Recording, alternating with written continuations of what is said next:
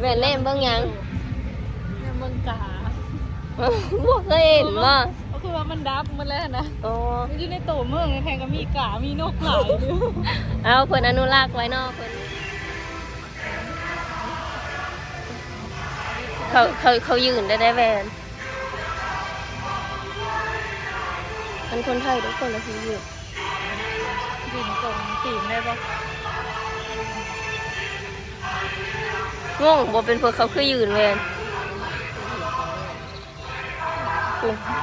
คนก็ยืนตามมันผู้ยืนมาเลยทุกคนนะคะไม่ยืน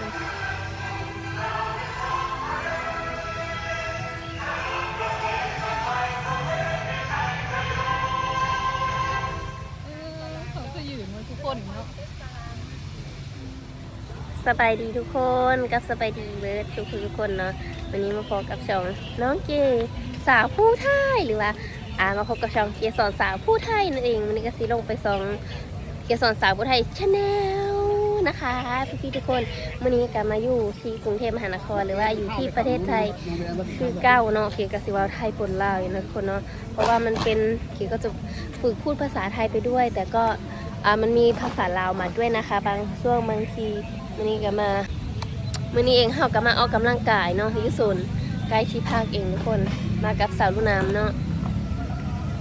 สบายดีสาวลูกน้ำสาว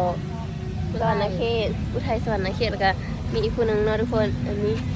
สบายดีมีสาวแหวนเนาะทุกคนสาวอุทัยคือกันบ่สาวผู้ไทยคือกันสาวอุทัยสวรรณเขตเนาะสาวแหวนมาเอสวีได้โดนละบ่มาไทยก็มา2-3 เดือนจะถึงก็มา 2-3 เดือนก็คือแบบว่าก็ยังบ่ทันได้ฮู้พี่เลยหลายมันบ่มื้อนี้เด้อมื้อนี้ค่อยสิพาเจ้าเบิ่งว่ามีพี่เลยเกิดขึ้นอยู่สวนสาธารณะของประเทศไทยเนาะงามแห้งเนาะอันนี้คืองามแห้งตะลึงแล้วเนาะแล้วมาเบิ่งอีเนาะจักหน่อยเพราะว่าเพิ่นสีเฮ็ดพี่เลยแต่ค่อยสิพาเจ้าเบิ่งเด้อบ้านมื้อนี้คนมาสวนก็หลายเนาะทุกคนตะเกียบแตกบ่อนข้างหลังเกียรนะมาเท่าก้อนนะบ่เห็นบ่นางสีชมพูสีเหลืองจังซี่นะแต่สะอ่อนเนาะอยู่ประเทศไทยเพิ่นแล้วว่าแต่ละมื้อเก็บมากก็เห็นผู้ที่แบบผู้คนที่มาออกกำลังกายหลายเลยทุกคนเลยแต่สะอ่อนนาลีได้มีสถานที่ออกกำลังกายมีบรรยากาศธรรมศาสตร์เธอเบิ่งเนาะนี่สองสาวเพิ่นมานั่งลิงอยู่ที่ตรงนี้สองสาวแฝดบ่จักเนาะเสื้อดำคือกันอีกบ้านบรรยากาศนี่ดีอันนี้เนาะมีหอดน้ำพุพุ่นเลยทุกคนมีหอดนางเฮนเนาะนางเฮนคนที่แบบว่ามาอันเดินลิ้นยังลิ้นออกกำลังกายทุกคนตาสะอ่อนนี่บรรยากาศจังสิเย็นสดชื่นนกหนูก็มีเต็มเลยนั่นน่ะแกเห็นบินตามท้องฟ้าคุณทุกคนงามแห้งเนาะจักดอกไปเลยทั้งทีกับเรื่องเนาะบรรยากาศดีแห้งสองสาวนี่คนไทยฮู้พี่เด้นี่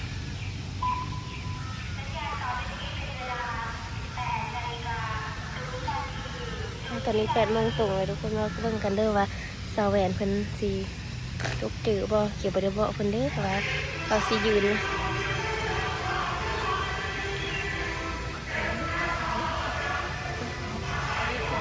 เขายืนได้แหวน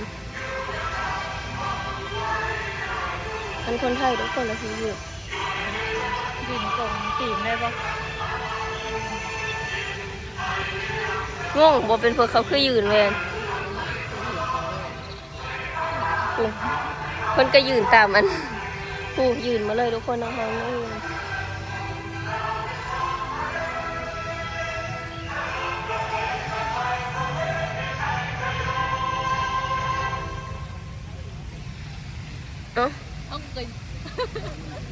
ฮูบ่เมื่อกี้เขายืนเพอแวน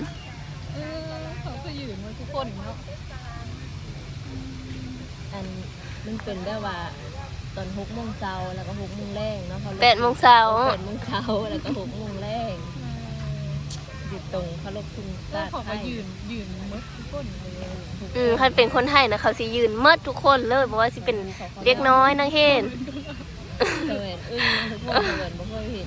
เสวรก็ยืนตามมันบ่ฮู้ว่าเขายืนเพิ่นมันบ่แม่นก็เลยยืนนำไม่ได้ออกมายางลิ้นแบบนี้ก็เลย อยู่บ้านเฮาเห็นบ่แบบนี้นะ ก็เห็นแต่ยุงเห็นเนาะทำไมเห็นนะ คันอยู่บ้านเฮาเนี่ยเห็นแต่มันเคารพทุ่งแต่ทรงวันจันทร์หรือว่าวันศุกร์ตอนเข้าเฮ็ด จัดเนาะ อยู่สวนสาธารณะหรือว่าสถานที่อื่นๆแบบนี้บ่มีเนาะ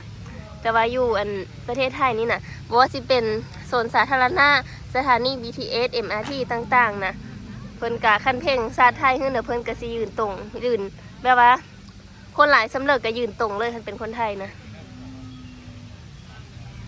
คักเนาะแต่ลึงเนาะเพิ่นแบบยืนแบบ10 คน100 คน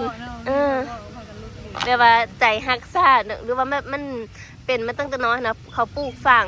เห็นคอมเมนต์หลายๆคอมเมนต์พี่ๆเขาว่าเขาปลูกฝังมาตั้งแต่น้อยว่าขั้นเพลงชาติขึ้นมาแล้วก็ยืนตรงเคารพธงชาติแต่มันบ่มีกฎหมายได้บ่มีกฎหมายบังคับมีแต่ว่าอยู่ในจิตใจของคนไทยหลายๆคนเกือบทุกคนผู้ใหญ่ทุกคน ได้สำนึกบ่ฮะ จิตใต้สำนึกอันค่อยกับมานี่ก็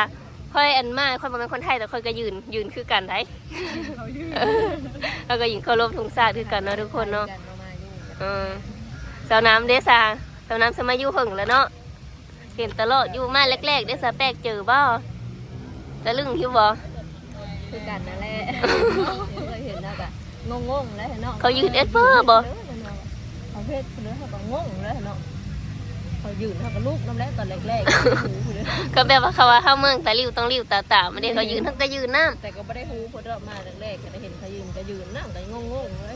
เหลียวซ้ายเหลียวขวาแล้วเขาเฮ็ดเลืออันนี้เนาะ ำเป็นตาประทับใจน้ำเนาะบ้านเมืองเพิ่นเนาะนอกจากว่าแบบอันนี้เพิ่นเคารพธงชาติทุกมือแล้วนี่ความสะอาดเพิ่นก็ยังว่ารักษาความสะอาดได้ดี เขายังขยะชิ้นนึงกับบ่มี บ่ทิ้งขยะซาซาย มันเป็นขนาดเท่ามันจากวันที่บ้านเนาะเขาเก่งขึ้นไป ตอนมาแรกๆเขาก็ยังว่าเขาบ่ฮู้น่ะเขาแกว่งสะเลยได้ พี่นะขยะชิ้นนึงแม้แต่ไอ้กระดาษชิ้นน้อย กระดาษทิชชู่ก็บ่ได้ เก็บเจอกระเป๋า อันนี้นะสิแบบว่ามีกฎหมายดิคันว่าเขาทิมไปโทรนะเนาะเอ้ยมันมีกฎหมาย เขาก็ พอถึงมีกฎก็แบบเขา เห็นเขาเนาะ เห็น เขาเขาก็บ่ได้ทิมบ่ได้มีเขาย่องขยะนะก็ทำไปทิมนะ ลักง่ายเลยแม่ ใจเจ้าของนะ คือเป็นคนจังซีเนาะ เขาคือแนบสาววันนี้ก็หน้าตาแกล้งทิมขยะ บ่ได้เด้อมาประเทศไทยเนาะรักษาความสะอาดน้ำดีของบ้านเมืองเพิ่นก็สะอาดเฮามาเขาก็ต้องปฏิบัติตามกฎระเบียบบ้านเมืองของเพิ่นเนาะเขาก็สิได้อยู่แบบว่าสะอาดไปสิแล้วก็สะอาดเนาะบ่มีกลิ่นเหมาะกลิ่นเหม็นเลยแม่นเล่นเบิ่งหยัง เมืองกา บ่เคยเห็นบ่ ก็คือว่ามันดับมันแล้วนะ โอ้ มันอยู่ในตัวเมืองในแพงก็มีกามีนกหลายเลย เอาเพิ่นอนุรักษ์ไว้เนาะเพิ่นมีกฎว่ากฎหมายว่าแบบห้ามแบบว่าฆ่าสัตว์พิเรนน่ะอนุรักษ์ไว้เป็นไว้เป็นแบบเบิ่งเพื่อเป็นธรรมชาติเพื่อความสวยงามกะเหาะก็มีใดตัวแล่นก็ยังมีเต็มอยู่แต่ว่าตอนนี้เข้าเบิ่แล้วบ่จัก เราไปเจอเราอยู่บ้านนอน เฮาโกนเฮาคือเฮาโกนมาเอาโกนไหมหั่นดิอันนี้เต็มเลย ตัวเมืองเลยฮะเนาะตัวเมือง เต็มต้นไม้สมบูรณ์ อันนี้คืออยู่ในตัวเมืองกรุงเทพมีกามีนก มีตัวแรก อยู่ป่า มีหมดทุกอย่าง ก็คือแบบว่าเขตนี้มันเป็นโซนเนาะเขาปลูกต้นไม้ปลูกพิเรไว้ วันนี้นกกาหรือพิเรกะมาอยู่บ่อนนี้แหละวันนี้ มันก็เป็นทั้งบ่อน มีทั้งธรรมชาติแล้วก็เป็นตึก อันนี้น่ะบ่ได้แม่นว่ามีทอบ่อนนี้นะมันมีหลายโซน บางโซนแห่งใหญ่กว่านี้ซาจะแห่งหลายกว่านี้ เต็ม เออป้ายังไป สลับสลับ นางลินแถวพุ่นก่อนแปลกเจออยู่บ่อยู่บ้านเฮาอยู่ป่าก็อึดเนาะเพราะว่าบ้านเฮาน่ะเพิ่นนึงแปลว่าสัตว์อันนี้ก็กินได้เนาะทุกคนเนาะเป็นสัตว์ป่าเป็นกระหอกกระแตเป็นแล่นเป็นกวางนะบางคนเขาเงินหาอยู่ผู้หูแต่เดี๋ยวนี้มันก็อย่าอึดแล้วสัตว์ป่าหายากนะมันสิมีกระหอกกระแตเขาเงินหาอยู่ผู้อันนี้เราบ่ได้หาอยู่ผู้เด้อแต่ว่ากินบ่ได้ ปที่อยู่บ้านเฮากับ อนุรักษ์แล้วบ่ สัตว์ไงสัตว์ ถ้าสัตว์ใหญ่เนาะถ้าเป็นกระหอกกระแตก็ยังเห็นเพิ่นมาขายอยู่ได้ โอ้เราทุกคนเนาะหลังจากที่พาสาวแหวนเนาะมายางลินอยู่สวนสาธารณะแล้วก็ได้เห็นในการเพิ่นเคารพทุ่งชาติในที่สาธารณะว่าสิเป็นเด็กน้อยผู้ใหญ่ก็เห็นแตกต่างไปหลายเติบเนาะแต่ลึงเนาะคือเกมาแรกๆก็คือเห็นคลิปแรกเกทะเลเกก็ว่าอ๋อ มันบ่เป็นตาเซอเลย เพื่อเราไปยืนเคารพทุ่งชาติอยู่ที่สาธารณะหรือสถานที่อื่น อันนี้ก็คือว่าได้หูความจริงในมือนี้เนาะทุกคน เขาก็เก็บไว้เบาะเนาะผู้ที่แบบว่าอยู่บ้านบ่ลือนะเด้อเพิ่นเฮ็ดแนวนี้อลีเด้อทุกคน ประมาณนี้ได้หูได้เห็นแล้วอะพากันมานั่งลิ้นอยู่นี่ทุกคนในโซนสาธารณะนี่เพิ่นมีบ่อนให้นั่งลิ้นฟรีอีกแต่ว่าเฮาบ่ได้ถือศาสตร์มาเนาะก็เลยนั่งแบบนี้เลยนี่ หนาวสาบหนาว แล้วศาสตร์มานั่งลิ้นนั่งโหกันเนาะครับลมเย็นในยามแรงๆเนาะประมาณนี้เนาะทุกคนคลิปนี้ก็ฝากพี่ๆซอยเป็นกำลังใจให้สาวลาวเนาะสาวลาวอยู่ไทยเด้อด้วยกันกดไลค์กดแชร์กดติดตาม แล้วก็เบิ่งคลิปโดยกันบ่กดข้ามโฆษณาบ๊ายบายขอบเจอหลายๆทุกคน